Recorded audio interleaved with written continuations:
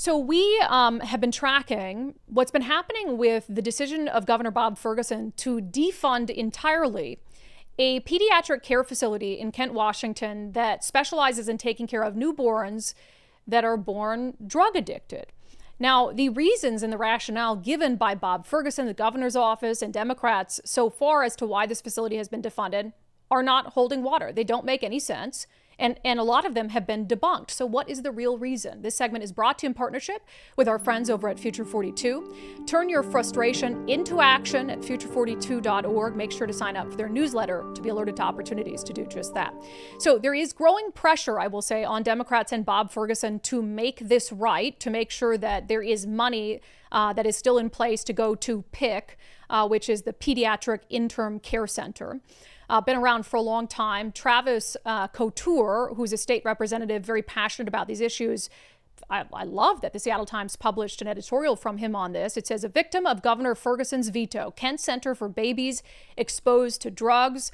Representative Couture went on to write, PIC's policies aren't to punish parents, they are to protect babies. But DCYF is the one that's changed. Since its formation in 2017, and especially after the 2021 Keeping Families Together Act, the department has embraced a rigid ideology that prioritizes reunification at almost any cost, even when parents are actively using meth or fentanyl. This ideology has fueled a tripling of child deaths and near deaths in the first quarter of 2025 compared to the same period last year, all over half due to fentanyl. If PIC closes, these infants will be sent to overstimulating hospitals at 10 times the cost, or worse, placed back in the homes where substances are used. He went on to write, the only thing required here is leadership. Specifically, Governor Ferguson and the Department of Children, Youth and Families Secretary Tana Sen must reinstate the PIC's contract. That alone would give us time to regroup, to find solutions, to do right by the scores of babies still being born into addiction in this state. If PIC closes today on Monday, which is when it's scheduled to close, let the record show it was not for lack of care, not for lack of need, not for lack of donors, and certainly not for lack of love. It was because of one man's veto, one agency's silence, and a failure of conscience at the highest levels of state government. Very well said. And I am happy to see that the pressure is mounting on this. I worry it's a little too late. As you guys know, the budget, initially this was all blamed on the budget deficit, that they had to just make some tough decisions, but we immediately called BS on that. That just wasn't true, because ultimately all the legislature sent to Bob Ferguson's desk is $100,000 to keep funding PIC so that they could continue to have a contract with the State Department of Children, Youth and Families. And they could make up, they were getting $700,000 a year. Look, there was a big budget deficit. So they were okay with their funding being slashed because they really felt like they could make up for it with private donations. But if they don't have a contract with DCYF, then they're not getting babies sent to them. So then the donations are for what? Are for nothing. Then the center would have to close down. And the reason we called BS on it being a budgetary argument is there, first of all, $100,000 is a blip. It's a rounding error in the state budget.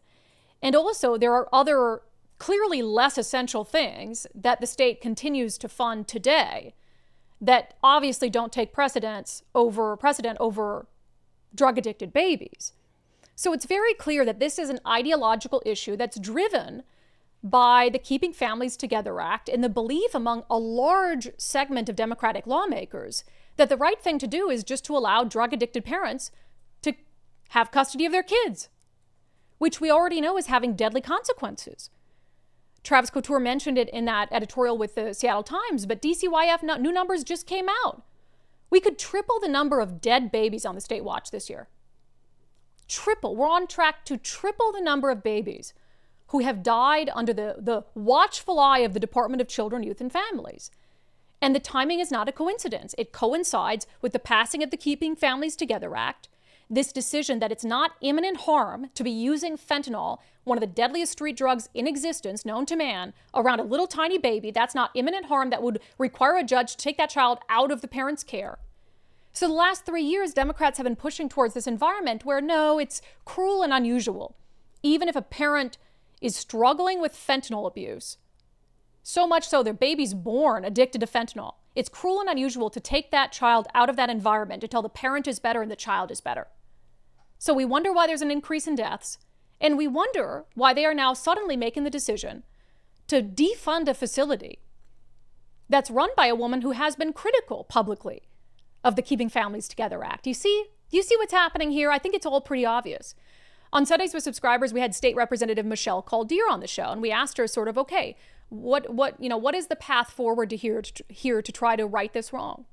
So what's the next step in trying to actually figure it out? So the next step is we're touring, and I've got Republicans and Democrat legislators who are coming to tour. Oh, great. I'm glad. And, and I invited the governor's office to come. They said they may not be able to, but my whole thing is that, you have to do your due diligence. And any facility that I was advocating to close, I would at least want to physically be there, right. or somebody from his office. And because to me, when you get rid of a program or when you get rid of a facility, you have to do measure twice and cut once, because there is a ricochet effect. So in the event that we close this facility and we get a spike in cases and Mary Bridge and Seattle Children's can't handle it, then that backs up everything else so that other kids can't get the treatment that they need, right? And it's my understanding from talking to some of the hospital folks that they don't even like taking in these kids because they're so labor intensive. And because you have to hold these babies a lot, and it's like one-on-one. It's not like you can hold 6 babies at a time, right? Yeah. Like, and they need staff for other things. So I want to get down to the bottom of it. It's not confusing to me that I will need bipartisan support to try to figure out if there's a workaround or if they're dead set on closing it. Yeah. I have not given up hope yet, and I look at, they were planning on closing Rainier and Yakima Valley schools for the developmentally disabled. That was another one of their proposed budget cuts. Yeah. We were able to keep the facility open just because there was no placement, for any of the people. I think they only had like 12 placements for those 2 homes. Yeah. And people were dying as they were moving them out. Wow. And so no thinking ahead, no planning. I know. Yeah. It's just like, this was a recommendation, so we're going to go through with the recommendation. And I've seen it before where when someone doesn't like someone, or they've got it out for an agency or something like that, it's the rumor mill that starts. And I hope that that's not it. Yeah. But if it was something tangible, like a safety issue, I think that would have been brought up, and I would have been okay with that. Right? Yeah, and they have to me, the inability to articulate a factual reason is very troublesome, and that does lead you to believe that it's some sort of political issue at play. Correct. Which we're talking about babies that are, it shouldn't factor into it.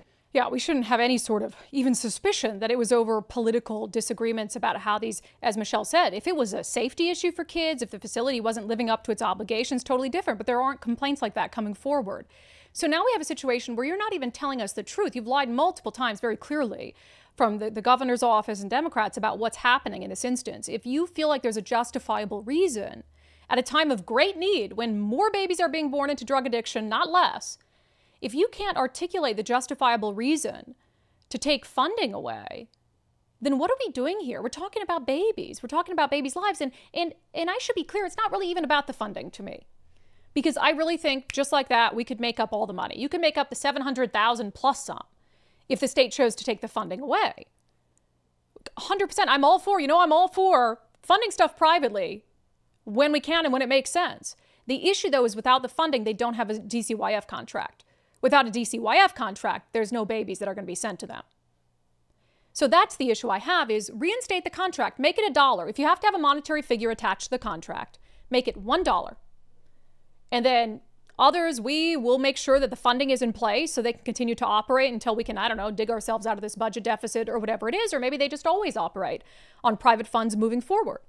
But make the budget $1 so they can have a DCYF contract, at least until we sort this out, as Representative Caldeer pointed out. Like, you're going to cut this facility that's been doing this work for years and years and years at a time of great need. Let's at least give it some thought. Let's not do it and then leave everyone scrambling, wondering what the hell just happened. Like, let's at least do this, approach this as a good, responsible governor would, and ask some questions. It doesn't even seem like the governor's staff knows what happened here. Absolutely outrageous. You can watch that full interview we did with Representative Caldeer on Sundays with subscribers. If you're not a subscriber, you can sign up right now, undividedpod.com. undividedpod.com, and just click on the banner that says support the show.